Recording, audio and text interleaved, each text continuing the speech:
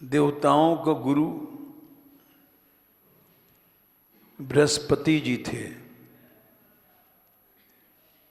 और असुरों के गुरु शुक्राचार्य जी।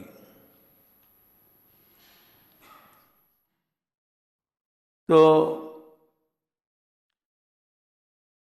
स्वाभाविक है देवताओं और असुरों में होड़, स्पर्धा, आपस का फूट, बैर, इसलिए बड़ा कठिन था जब दो पक्ष में द्वेष, बैर, फूट हो जाता है तो समझौता, निर्वाह, प्रेम ये नहीं रहता। और सारे के सारे सद्गुण प्रेम में ही रहते हैं। जहाँ प्रेम होता है वहाँ द्वेष नहीं होता है, वहाँ मैत्र, करुणा, मुदिता ये सब अपने आप आ जाते हैं। जहाँ प्रेम नहीं होता है ये सब चले जाते हैं, सिखाने से भी नहीं आते। क्योंकि भगवान ने कहा 12वें अध्याय में 13वें श्लोक से 20 तक भक्तों के लक्षण बताए। उसमें पहला लक्षण अद्वेष्टा, द्वेष नहीं होना, ये पहला लक्षण है। भगवान का जो भक्त होगा उसमें द्वेष कभी नहीं हो सकता, क्योंकि 12वें अध्याय में 13वें श्लोक में से शुरू किया गया भक्तों को लक्षण। उसमें पहला लक्षण है अद्वेष्टा, सर्वभूतानां मैत्रः करुण एव च, निर्ममो निरहंकारः स शांतिमधिगच्छति, सम दुख सुख क्षमी। ये पहला श्लोक है। इसमें कहा गया है कि अद्वेष्टा होता है भक्त, कभी भी किसी से द्वेष नहीं करता। सर्वभूतानाम, सर्वभूतानाम माने संसार के जितने प्राणी हैं उनसे भी वे द्वेष नहीं करता। दूसरे लोग द्वेष करते हैं तो भी वो उनसे बदल करके द्वेष नहीं करता है। टिट फॉर टैट ये भक्तों के लिए नहीं है। भक्तों के लिए तो युधिष्ठिर का अजात शत्रु, शत्रुओं से भी शत्रुता नहीं करना, ये सच्चा अद्वेष्टा का लक्षण है। सर्वभूतानाम, सभी प्राणियों के लिए वो अद्वेष्टा हो जाता है।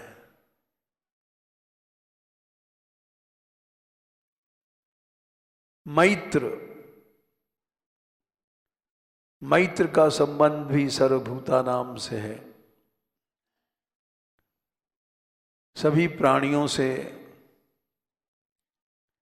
द्वेष नहीं करता और मित्रता रखता है। ये मित्रता है क्या चीज? इमिदा स्नेह ने धातु से मित्र शब्द बना है, स्ट्रन प्रत्यय करके। स्नेह ने,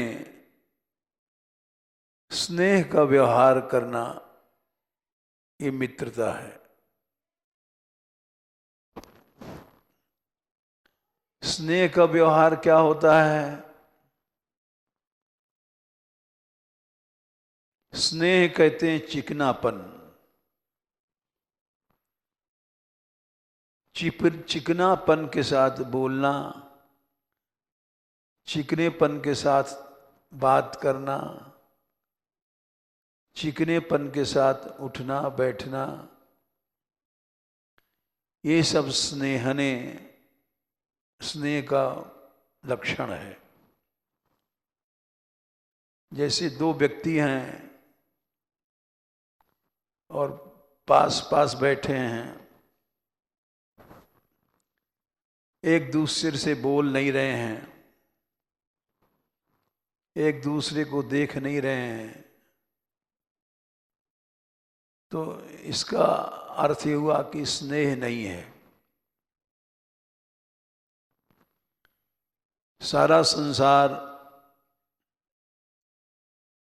इसी बीमारी से ग्रसित है। बड़े बड़े शहरों में फ्लैट, आमने सामने फ्लैट है, लेकिन कोई व्यवहार स्नेह का नहीं है। और बड़े आदमी बोले जाते हैं तो उनको अध्यात्म दृष्टि से बड़ा आदमी नहीं कहा जाता। बड़ा आदमी तो वो है जिसमें स्नेह का व्यवहार है।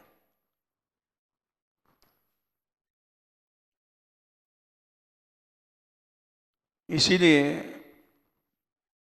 मैत्र धर्म तभी सिद्ध होता है, जैसे हम जा रहे हैं और अचानक कोई गिर पड़ा, तो स्नेह है तो उसको उठा दोगे, उसकी सहायता करोगे, उस पर दया करोगे। इससे मैत्र धर्म सिद्ध होता है।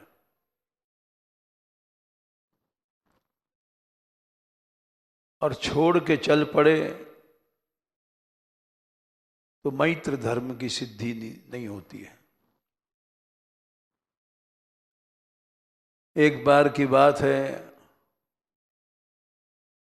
कि हम यहाँ बैठे थे गहवर वन में,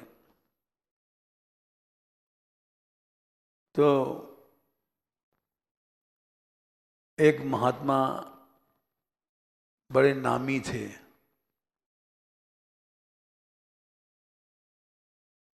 वो भी बैठे थे। हम चले श्री जी के दर्शन करने, वो भी चल पड़े। लेकिन यहाँ उस समय पानी गिर रहा था और थोड़ी देर आगे जाने के बाद यही रास्ते में उनकी शिष्या थी, बहुत सेवा करती थी। वो पांव फिसला और गिर पड़ी। गिर पड़ी तो वो इस तरह से गिरी कि अपने आप उठ नहीं सकती थी।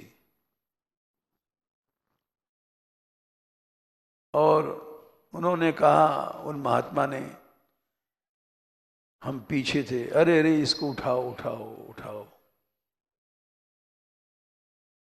तो हमको बड़ा आश्चर्य हुआ कि कोई आदमी कह रहा है और कर नहीं रहा है, जबकि दूसरा एक संकट की स्थिति में है। तो ये कैसा मैत्र धर्म है। और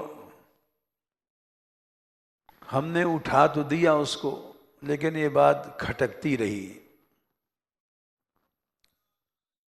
कि हम जब स्वयं मैत्र धर्म नहीं कर सकते तो केवल भाषण से मैत्र धर्म की सिद्धि कैसे हो जाएगी। वो तो स्वयं करना पड़ता है। आदमी कर नहीं पाता है, कभी कभी मान सम्मान की दृष्टि से, तो वो गलत है। मैत्र धर्म है तो करुणा भी तुम्हारे हृदय में आ जाएगी। अद्वेष्टा सर्वभूतानां मैत्रः करुण एव च। अद्वेष्टा हो तो मैत्र धर्म अपने आप सिद्ध हो जाएगा। जब द्वेष नहीं तो मित्रता।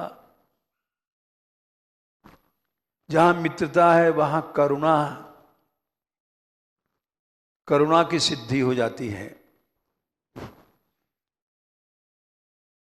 निर्ममो निरहंकारः सम दुख सुख क्षमी। और करुणा का मतलब ये नहीं है कि ममता हम करें, अधिकार बुद्धि, या निरहम उसमें अहम बढ़ जाए। ये सब दोष आ जाते हैं। जैसे माँ बाप बच्चों का पालन पोषण करते हैं तो उसमें ममता आ जाती है, अधिकार बुद्धि, ये मेरा है, और अहम बुद्धि आ जाती है, क्योंकि मैं से मेरापन पैदा होता है। अहंता माँ है, ममता बेटी है। ममता के पहले अहंता आ जाती है, ये निश्चित बात है। मैं और मोर तोर तय माया, जई बस कीने जीव निकाया। निकाया माने समूह। जितना भी जीवों का समुदाय है, ये सब मैं और मेर, तू और तेरा इसमें बंधा हुआ है। इसी को माया कहते हैं। मैं और मोर तोर तय माया, ये अलगाव करने वाली रेखाएं, मैं और मेरा, तू और तेरा, ये सब डिवाइडिंग लाइन है। ये जब जहां नहीं रहती हैं तो वहां माया नहीं रहती है। अद्वेष्टा भगवान ने इसीलिए कहा कि वो डिवाइडिंग लाइन चली गई, जो अलगाव पैदा कर रही थी, मैं और मेरा, तू तेरा का। ये सब बहुत छोटी चीजें हैं। ये जब जहां रहती हैं मैत्र धर्म सिद्ध नहीं होता है, करुणा धर्म सिद्ध नहीं होता है। हम लोग आलोचना करते हैं, क्यों हृदय में विशालता नहीं है, हृदय में संकीर्णता है, छोटापन है। और उसको जो दूर कर देता है वही सच्चा भक्त है। जैसे युधिष्ठिर थे, उनका नाम अजातशत्रु। उन्होंने कभी भी कौरवों का भी नुकसान नहीं चाहा, शत्रुओं का भी। इसकी बहुत सी कथाएं हैं। द्वैत वन में गए थे पांडव लोग, तो वहां कौरव पहुंच गए उनको चिढ़ाने के लिए। और उसी समय चित्र राज गंधर्वों का राजा भी पहुंच गया।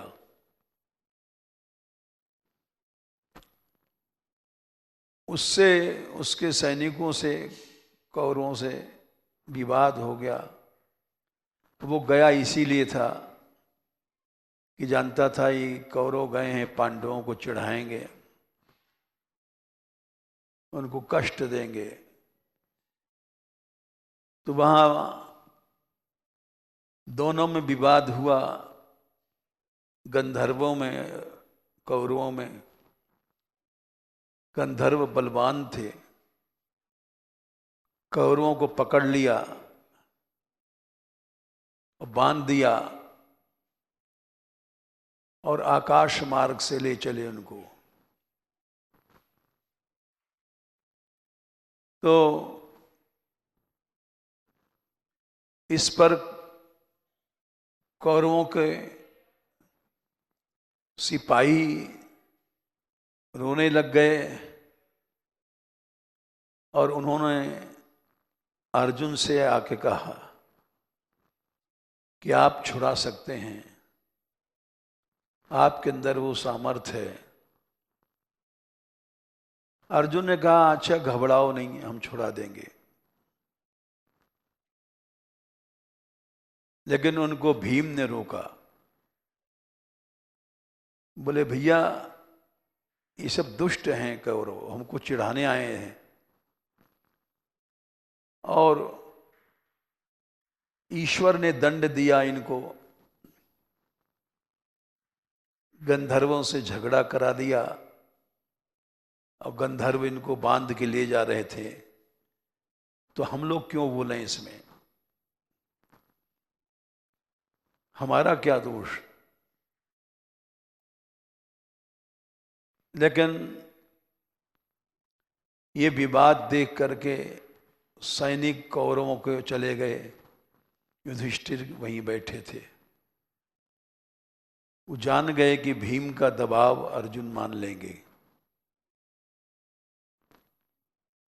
युधिष्ठिर से जाके उन्होंने कहा, युधिष्ठिर ने भीम को मना किया कि भीम तुम्हारा दृष्टिकोण गलत है, हम सब एक ही वंश के हैं, इतना अलगाव नहीं रखना चाहिए। अर्जुन मैं तुमको आज्ञा देता हूं, तुम जाओ दुर्योधन कर्ण आदि को सब छुड़ा के लाओ। अर्जुन ने कहा अच्छा भैया। उठे और उन्होंने बाणों का ऐसा जाल बनाया कि ऊपर कोई जा नहीं सकता है। चित्रराज गंधर्व आया, उसने अर्जुन से कहा कि अर्जुन, हम तो तुम्हारा ही हित कर रहे हैं, ये सब तुमसे दुष्टता भाव रखते हैं। लेकिन अर्जुन ने कहा, नहीं महाराज युधिष्ठिर का आज्ञा है, आप इनको छोड़ दें, हम उनकी आज्ञा मानने के लिए विवश हैं। उन्होंने जो आज्ञा दिया उसको पालन करना हमारा धर्म है। छोड़ना पड़ा, छूट करके आए, और दुर्योधन को इतनी ग्लानि हुई कि जिनको हम शत्रु समझते थे उनके जिलाए हम जी रहे हैं, ऐसा जीवन किस काम का। वो वहीं तपस्या करने बैठ गया।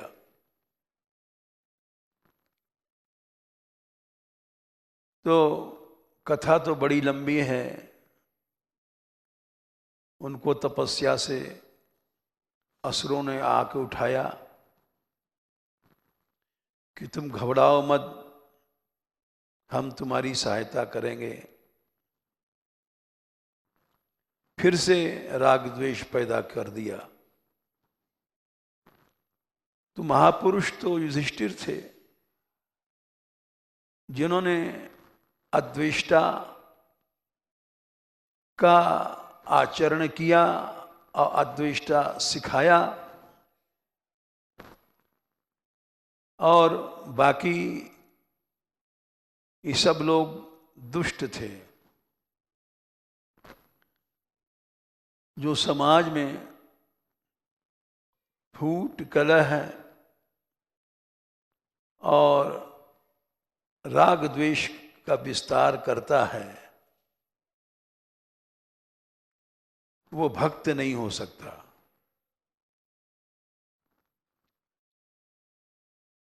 इसीलिए भगवान ने भक्त का पहला लक्षण अद्वेष्टा बताया।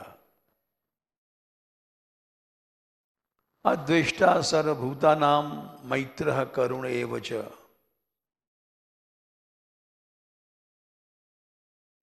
जो सबसे द्वेष नहीं रखता है, सबसे मैत्र रखता है, चिकना व्यवहार। हम लोग ध्यान दें तो हर समय पता पड़ेगा हम मैत्र धर्म का पालन नहीं कर रहे हैं। जैसे किसी ने पूछा कि भैया तुम भी जाओगे? हाँ, तुझसे क्या मतलब, जाएं चाहे ना जाएं हम। ये सब शब्द मैत्र धर्म का विनाश कर देते हैं। रूखापन, जिसको कोई खुली भाषा में रूखापन कहा जाता है, रूखापन से बोलना, रूखापन का व्यवहार करना, रूखापन से देखना। दो व्यक्ति बैठे हैं और बोलचाल नहीं है आपस में, तो ये मैत्र धर्म कभी सिद्ध नहीं होगा, रूखापन रहेगा। दोनों ही अध्यात्म के नहीं समझे। क्योंकि अध्यात्म क्या है? महात्माओं ने अपने पदों में लिखा, अब हों कासों बैर करों, कहत पुकारत प्रभु निज मुख ते, घट घट हों बिहरों। सब में भगवान है, तो किसी से बैर करना भगवान से बैर करना है। या एक कबीर का पद है, घूंघट का पट खोल रे तुम्हें राम मिलेंगे। ये घूंघट का पट क्या है? भेद बुद्धि, माया, मेरा तेरा, घट घट रमता, घट घट रमता राम रमैया। कटुक बचन मत बोल रे, रंगो महल में दीप जरत है, आसन से मत डोल रे। कहत कबीर सुनो भाई साधो, अनहद बाजे ढोल रे, घूंघट का पट खोल रे तुहे पीऊ मिलेंगे। हमारा व्यवहार ऐसा है, उसमें कभी मैत्र धर्म की सिद्धि नहीं होगी। रूखापन है। व्यवहार ऐसा होना चाहिए जिससे मैत्र धर्म की सिद्धि हो जाए। मीठा बोलो, मीठे देखो, यही कृष्ण उपासना है। अधरं मधुरं बदनं मधुरं, हसनं मधुरं चलनं मधुरं, मधुराधिपतेरखिलं मधुरं। बस यही कृष्ण भक्ति है। सब तरह से मीठा बना जाए, मीठा बोला जाए, तो चित्त में मैत्र धर्म, अद्वेष्टा धर्म स्वतः सिद्ध हो जाता है और उस चित्त में भगवान का निवास रहते हैं। जय श्री राधे।